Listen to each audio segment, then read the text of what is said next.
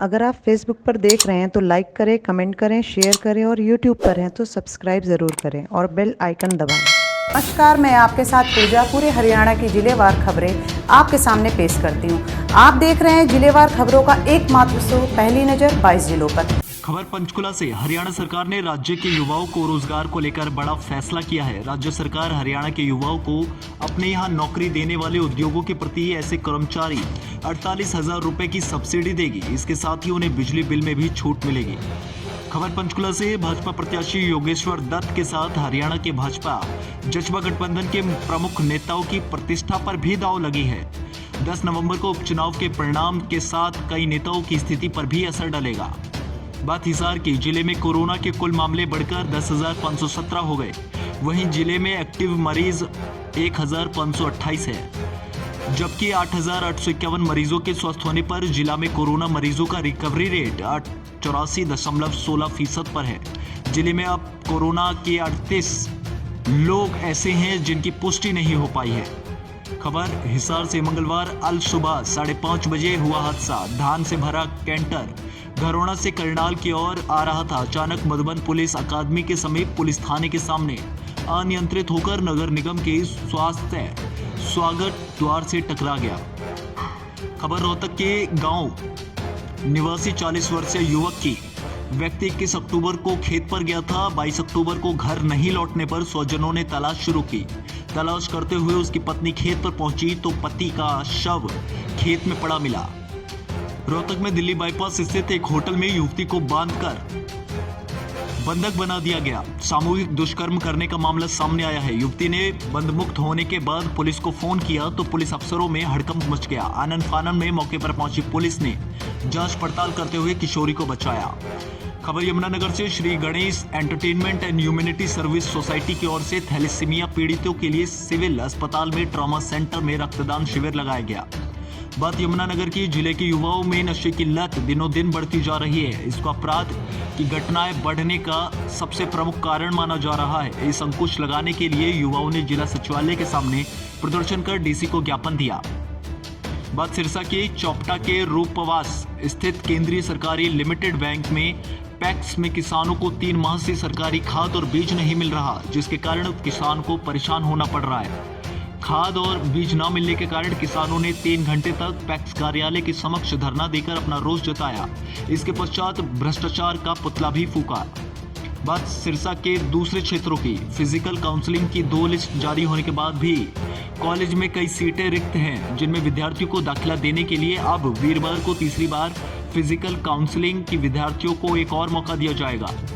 बात अम्बाला की। परमार्थ सेवा स्वास्थ्य सभा के प्रदेश अध्यक्ष विक्रांत शर्मा की अध्यक्षता में राष्ट्रीय स्वयं सेवक संघ के खंड संपर्क प्रमुख अजय राणा व राष्ट्रवादी युवा किसान संगठन जिला महामंत्री नरेंद्र राणा ने निकिता तोमर के हत्याकांड के विरोध में मुख्यमंत्री के नाम एसडीओ पंचायती राज साहिल शर्मा को ज्ञापन सौंपा। अम्बाला केंद्र सरकार द्वारा कृषि कानूनों के विरोध में भारतीय किसान यूनियन यानी बीकायू द्वारा 5 नवंबर को करनाल में चक्का जाम किया जाएगा। इसी को लेकर मंगलवार को सहजहादपुर में बीकायू चढ़नी ग्रुप की बैठक में जिला प्रधान मलकीत सिंह की अध्यक्षता में हुई। प्रधान ने कहा कि चक्का जाम को लेकर कार्यकर्ताओं की ड्यूटी लगाई गई है। बात चरखी दादरी की। कपास की खरीद को लेकर इसमें कई अनावश्यक तौर पर परेशानियों को सामना करना पड़ रहा है। कपास की खरीद के दौरान अनावश्यक रूप से प्रति क्विंटल कपास में कटौती का मामला सामने आया। इसी के चलते बीते शुक्रवार को कॉटन कॉर्पोरेशन ऑफ इंडिया द्वारा दादरी अनाज मंडी में कपास की खरीद बंद करने के निर्देश दिए गए। चरखी दादरी में सोमवार को कपास बेचने वाले सुबह 11 बजे तक किसानों को भारतीय कपास निगम की ओर से गेट पास जारी न करने पर किसानों का रोष बढ़ गया।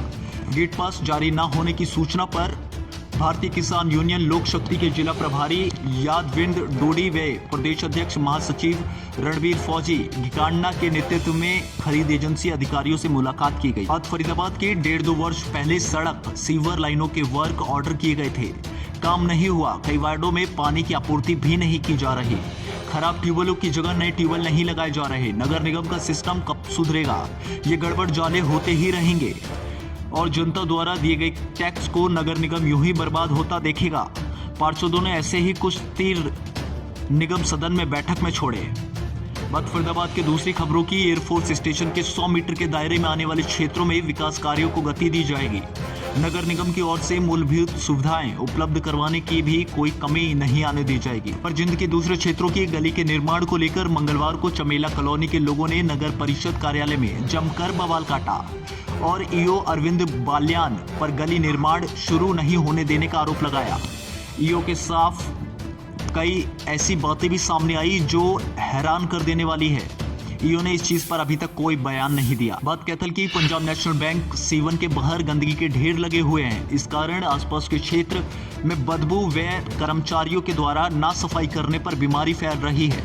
बैंक कर्मचारी और उपभोक्ताओं के साथ ही बाजार के दुकानदारों को भी इसके कारण परेशानी का सामना करना पड़ता है। बात कैथल की। शहर में गुरु ब्रह्मानंद चौक से चीमा कॉलोनी तक करीब 2 किलोमीटर सड़क का टुकड़ा हादसों का ही नहीं बल्कि स्वास्थ्य के लिए भी खतरा बन रहा है। इस सड़क का निर्माण न होने पर एरिया के दुकानदारों को परेशानियों का सामना करना पड़ता है। खबर कुरुक्षेत्र से। प्रदेश भर के स्कूलों में कक्षाएं शुरू होने के बाद ही कुरुक्षेत्र विश्वविद्यालय परिसर में भी शोधार्थियों की आवाजाही शुरू हो चुकी है। विभिन्न प्रशासन की ओर से शोधार्थियों को विभागों में पहुंचने का मौका दिया गया है। ऐसे में शोधार्थी अपने कोर्स वर्क और अन्य कार्यों के लिए विभागों में सूचना शुरू करना चाहते हैं। बात महेंद्रगढ़ की। टीओ पर आए दिन हो रहे जुल्म के विरोध में प्रजा भलाई संगठन के तत्वाधान में अटेली मंडी में विरोध मार्च निकाला गया। संगठन सुप्रीमो तथा सेवी ठाकुर अतराल एडवोकेट के नेतृत्व में विरोध मार्च निकाला गया। इलाके के लोगों ने जोरदार नारेबाजी भी की। मार्च में बेटी निकिता को और सपना के हत्यारों को फांसी देने की मांग तक की गई। आज नू जिला कोरोना पर जंग जीतता दिखाई दे रहा है। विभाग ने जांच का दायरा बढ़ाकर यहां कोरोना का ऐसा चाबुक मारा कि अब इसकी रफ्तार में तेजी आने लगी है। यानी अब कोरोना की रफ्तार तेजी से कम की ओर होने लगी। वर्तमान में जिले में कोरोना के केवल 26 केस सक्रिय हैं। हालांकि कोरोना ने यहां शुरुआत में कहर बरपाते हुए 26 लोगों की जान भी ली है। जिले में कोरोना के 1291 मामले अभी तक सामने आ चुके हैं। इनमें से 1039 लोग ठीक भी हो चुके हैं। खबर पलवल से। बस स्टैंड मार्केट और हसनपुर रोड पर लाखों रुपए की लागत से बनाए सार्वजनिक शौचालयों का देख रेख अभाव में बुरा हाल है। जर्जर हो चुके शौचालय में इतनी गंदगी पसरी है कि लोग यहां कदम रखना भी पसंद नहीं करते। इसके बावजूद न सफाई पर ध्यान हो पा रहा है और ना दुकानदारों में इसको लेकर काफी रोष है। बात पलवल के दूसरे जिलों की। जिले में कोरोना के बढ़ते घटते मामलों के बीच मंगलवार को संक्रमण के 18 नए मामले सामने आए, जबकि 22 मरीज संक्रमण मुक्त हुए। इसी के साथ जिले में कोविड-19 के पॉजिटिव मामलों की संख्या 3417 हो गई, जबकि ठीक होने वाले लोगों की संख्या 3302 पहुंच चुकी है। खबर सोनीपत से। 1 दर्जन से अधिक दमकल गाड़ियों मौके पर आग बुझाने का प्रयास कर रही है। लॉजिस्टिक पार्क खाने पीने की सामग्री और किचन आइटम से भरा हुआ था। इस वजह से आग तेजी से फैली और विकराल रूप धारण कर चुकी थी। हालांकि मौके पर दमकल कर्मचारियों ने आग पर काबू पा लिया। बात सोनीपत की। 8 लोगों की संदिग्ध मौत। जहरीली शराब पीने से मरने की आशंका। लोगों के अनुसार कुछ व्यक्ति नशे के इंजेक्शन और गोलियों से शराब तैयार करते थे और सस्ते दामों में इसकी बिक्री किया करते थे। यह भी बताया गया कि बड़ी संख्या में आसपास के लोग इन शराबों को खरीदते हैं। हालांकि अभी तक ना तो आबकारी विभाग इस पर कोई संज्ञान ले पाया है और ना ही पुलिस अधीक्षक। देखना यह होगा क्या इसी तरह सोनीपत नशे की चपेट में आगे बढ़ेगा। आज के लिए बस इतना ही। आप देख रहे थे 22 जिले पैनी नजर। अगर आप फेसबुक पर देख रहे हैं तो लाइक करें, कमेंट करें, शेयर करें और यूट्यूब पर हैं तो सब्सक्राइब ज़रूर करें और बेल आइकन दबाएं।